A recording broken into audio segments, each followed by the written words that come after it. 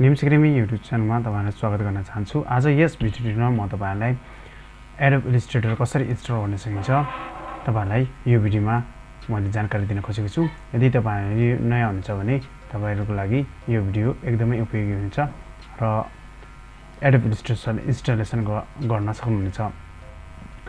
मैले यो भिडियोको डिस्क्रिप्सन बक्समा तपाईहरुलाई यसको डाउनलोड लिंक दिएको छु। त्यहाँबाट तपाईहरुले डाइरेक्टली डाउनलोड गर्न सक्नुहुन्छ र आफ्नो कम्प्युटरमा सजिलै कम्प्युटर अथवा ल्यापटपमा सजिलै इन्स्टल गर्न सक्नुहुन्छ। तपाईहरु निम्स एकाडेमी युट्युब जोडिराख्नु भएको छ। कृपया यो च्यानलमा नयाँ हुनुहुन्छ भने सब्स्क्राइब गर्नुहोला र सपोर्टको आशा राख्दै म भिडियो सुरु गर्दैछु। मैले पहिले नै यो डाउनलोड गरेर राखेको छु फाइल। त्यसपछि एडोब इलस्ट्रेटर सीसी 2015 सेटअप भन्ने फोल्डर खोल्नु होला।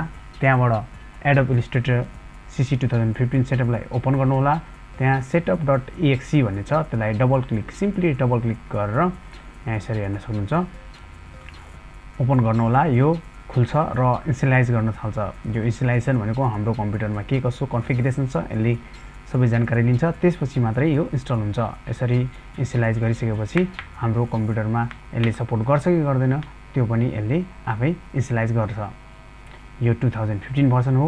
तपाईले यो भन्दा लेटेस्ट भर्सन पनि युज गर्न सक्नुहुन्छ, तर बिगिनर्सहरुको लागि म 2015 भर्सन चाहिँ इन्स्टल गरेर देखाउँदै छु ताकि अरु फिचर्सहरु पनि तपाईहरुलाई यसै 2015 बाट पनि तपाईहरुले एक्सेस गर्न सक्नुहुन्छ, चलाउन सक्नुहुन्छ। ग्राफिक डिजाइनको लागि एडोब इलस्ट्रेटर भनेको रास्टर र भेक्टर ग्राफिक्स दुईटैको यसबाट ग्राफिक डिजाइन गर्न सकिन्छ।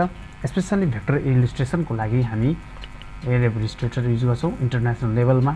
यो एकदमै इम्पोर्टेन्ट रहेको छ र मार्केटिङ ग्राफिक डिजाइनिङ मार्केटमा तपाईहरुलाई यो इलस्ट्रेटर चलाउन जान्नुभयो भने you will be the perfect for graphic designer to be a graphic designer. So यसले इनिशियलाइज गर्दैछ है। इनिशियलाइज गरिसकेपछि यो हाम्रो डायलग बक्स ओपन हुन्छ यसरी। अब त्यसपछि दुईटा अप्सन हुन्छ। अब सिम्पली ट्राईमा क्लिक गर्दिनु होला। यहाँबाट ट्राईमा क्लिक गरेपछि साइन इनमा क्लिक गर्नु होला। अब यो ध्यान दिनुपर्ने कुरा के हुन्छ भने यहाँ चाहिँ हाम्रो इन्टरनेट कनेक्सन चाहिँ अफ हुनुपर्छ, नत्र भए त्यसले साइन इन लिन्छ। अनि साइन इन लेटर गरिदिनु होला। अनि एक्सेप्टमा सिम्पली एक्सेप्टमा क्लिक गरेर बाइ डिफल्ट सबै 1.2 GB भनिरहेछ। अनि यो ल्याङ्ग्वेज सेटिङ र लोकेसन तपाईले चेन्ज गर्नु पनि सक्नुहुन्छ, तर चेन्ज नगर्दिनु होला। सिम्पली इन्स्टलमा गएर क्लिकमा तपाईले टिक लगाइदिनु होला अथवा थिच्दिनु होला। यसरी हाम्रो फेरि आउँछ। त्यसपछि युजर कन्ट्रोल माग्छ। अहिले चाहिँ स्क्रिन देखिरहेको छैन। यसले चाहिँ त्यहाँ चाहिँ तपाईको आउँछ, यस क्लिक गर्दिनु। त्यसपछि प्रिपेयरिङ फर इन्स्टल भन्ने यसरी डायलग बक्स ओपन हुन्छ।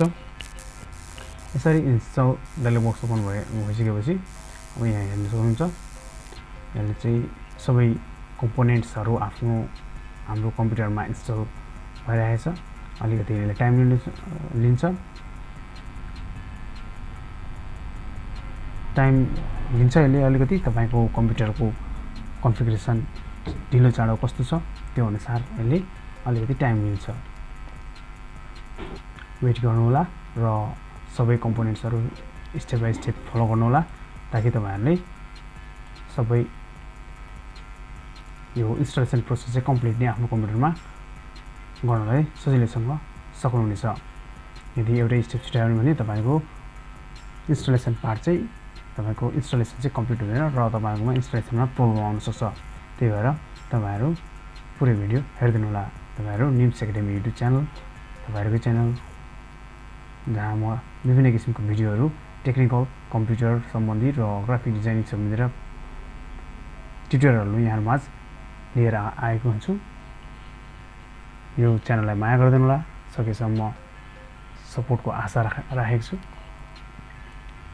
फेरि हाम्रो हुन्छ क्लोज गरिदिनु होला। क्लोज गरिसकेपछि अब तपाईहरुको यहाँ चाहिँ यो एउटा फोल्डर छ क्र्याक फोल्डर, त्यसलाई राइट क्लिक गरेर अथवा किबोर्डबाट कन्ट्रोल सी गरेर पनि गर्न सक्नुहुन्छ, अथवा राइट क्लिक गरेर कपी गरेर तपाईहरु सी ड्राइभमा गएर प्रोग्राम फाइल्स भित्र एडोब भन्ने फोल्डर हुन्छ त्यसलाई ओपन गरेर एडोब इलस्ट्रेटर सीसी को 2015 को फोल्डर खोल्नु होला।